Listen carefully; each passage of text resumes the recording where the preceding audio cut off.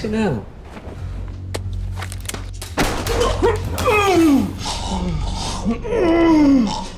Mr. Ryan Benoit, shipping magnate.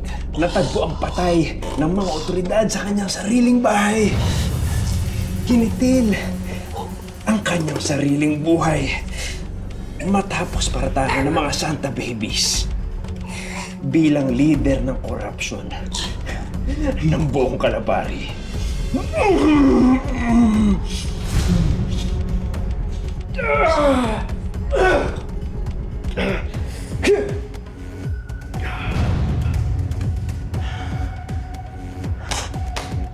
Galing, Mayor. Ang galing. Work of art.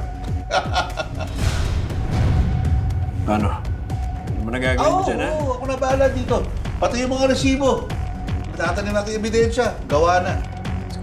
Tignan mo yun, pahinga ka na. Grabe, Chip, yung mga files saka paper trails na nakuha namin sa safe ni Mr. Benoit. Dami palang criminal records itong mokong na to. That's good. Malaki yung chance na may mga ma-solve tayong cold cases dahil sa mga nakuha nyo. Sir, saka malaking bagay, yung may nakita kaming suicide note. Bok, suicide note? Oo. Nagsusorry siya sa pamilya niya, saka sa lahat na nasaktan niya. Tara na, Garcia. Execution natin yung mga ebidensya na nakuha nyo. Yes, sir.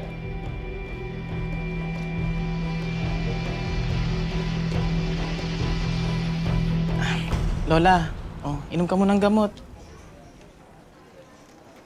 Sana kasi hindi na natin pinasama eh. Kaya nga eh. Akala ko pa naman magiging perfect ng Pasko at New Year ko.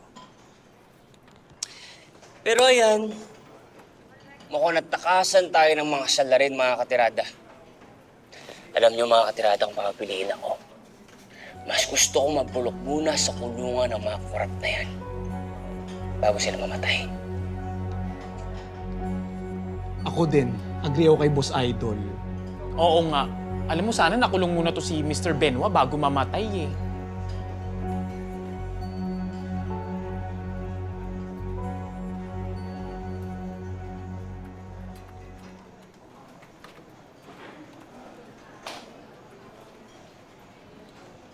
Enriquez. Ikaw, ano masasabi mo dun sa nangyari? Sa nangyari, sir? Saan, sir? Yung kay Mr. Benoit? Oo. Ano pa bang iniisip mo? Yun, yung kay Mr. Benoit. Eh, Sir, sa totoo lang, disappointed ako sa nangyari. Parang natakasan niya yung hustisya eh. Masyadong convenient para sa kanya. Kayo, sir, ano sa tingin niyo?